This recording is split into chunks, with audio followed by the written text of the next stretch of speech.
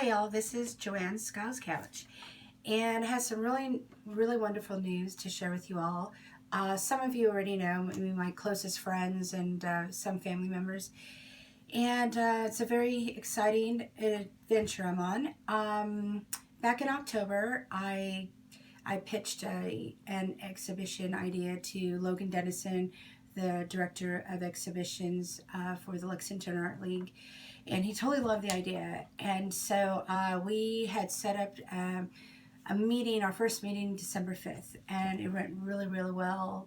Tremendous ideas and an incredible amount of support from them. So I'm very blessed to be doing this with them. And let's see. So my idea is of my art exhibition is Bluegrass Transplants. And so this is a little flyer I made, and it's culture tramps, hobos, and nomads.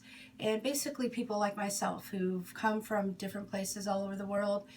Some people from Japan, like Samantha Jean Moore, who is my co-creator, because this is a big endeavor, so I'm going to need help from my very good friend, and other artists that will be showcased. Some of them are invited. Other ones will be responding to a call to artists that is going out in about a week or two this March. So my show starts, or it is September-October of 2019, and it's basically artists like myself from all different places who've come to the bluegrass area, specifically Lexington, Kentucky, and have found a home here, have found peace here, have found support to have artistic license, who have found support to believe in themselves and pursue creative pursuits. And so so this is a really a way to showcase some of the stuff that we bring to the bluegrass area, since they're going through this quite an incredible cultural renaissance, I'd say, and to showcase that, and also in a way to say thanks and to pay homage to the art patrons who support us, the community who've embraced us and love us and have taken us in and just shown us that wonderful Southern Kentucky hospitality. And so, so some of the symbols these are hobo code symbols, something that I've loved since I was in 3rd grade. I think that whole Roger Miller's in the 1970s King of the Road thing. So it was something that I studied in school, in actually 2nd grade. And so those are some of the codes that I use here.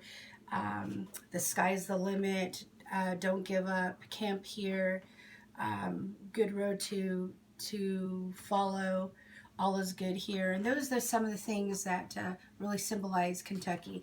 These two right here are interesting. It's you can sleep in the hayloft, and then this one here is food here if you work.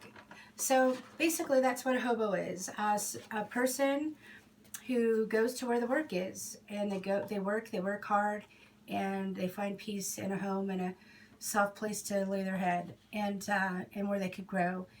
And that it really is the endearing story of the Bluegrass Transplants that I'm putting together. And so I'm excited to share that with you guys. And as the call to artists go out and Samantha Jean helps me vet through everybody,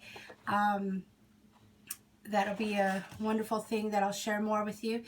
I'm also working with Dr. Moore and Judy Vanderveen of EKU, and they have a program called Artvention, and it's a suicide, bereavement, and prevention program that they perform, that they conduct for people, and using art therapy, basically, as a way to process pretty intense feelings that some of these people have. So I'm not saying all artists go through that kind of stuff, but art, that is one thing I want to focus on.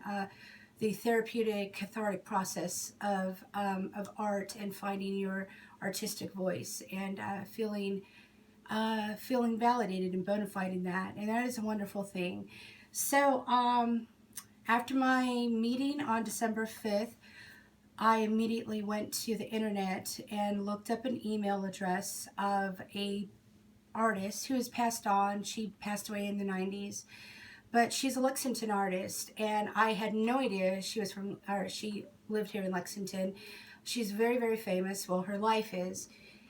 But she found a home here. So to me, she is the epitome of a Lexington Bluegrass Transplant. Somebody who's come from a,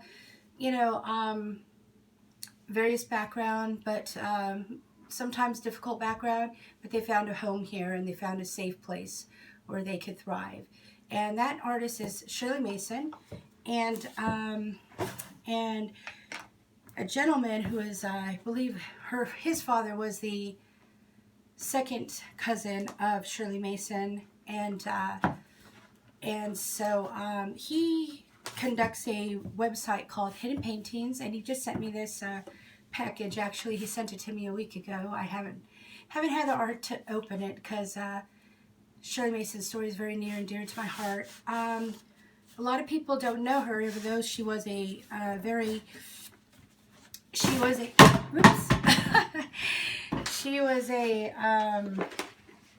successful commercial artist here in Lexington. But she's originally from Minnesota, and she's world famous for her biography. It's in the 70s, it's called Sybil, and Sally Field played Sybil, and it was redone in 2015. Many books and have also been written, many documentaries, because her story of the 16 different personalities, we now call it dissociative identity disorder, though I don't believe it's a disorder. I think it's a way for the mind to really holistically conduct and piece together itself when it experiences trauma from a young age. So, but anyways, that her story is very fascinating, and we're going to have 8 of her original artworks, including one of her self-portraits, which there's only 3 known to people. She was featured in the American Art Therapy Association 2 years running at their convention in their headquarters in DC. So she is a very, very important case study and a very important person. And her artwork will be displayed in my exhibit. Let's see, David Wheeler, he's a wonderful gentleman, and he gave me these poster prints, and they go for $50 on the website, but we will be auctioning these off, or probably raffling them off to the participants at the exhibit. And this is the first time I'm seeing them, so it's very important. 100 of these artworks were found. If you go to hiddenpaintings.com, you can find out more about them. 100 paintings of these were found in after her estate sale when she passed in 98, I believe, in Lexington, and they were put away. They're signed in different identities, and it really helps support this claim that a lot of people tried to disclaim her of. But actually, David Wheeler said after their house was sold and the new owners were renovating it up in the rafters of the attic, deep in the rafters, they also found several artworks that no one has ever seen before. So the difference with the dissociative identities is that a lot of times the different personalities, the other identities black out, so they have no recollection of what was done. And so the variety of the artwork here really supports that case. And so it's with great pleasure that I present to you guys my Bluegrass Transplants, people that have found a home here in Lexington, Kentucky, in the Bluegrass region, and we're able to thrive because of the support and love and the hospitality here in this blessed land. And we'll tell you more as things progress. And thank you so much. God bless.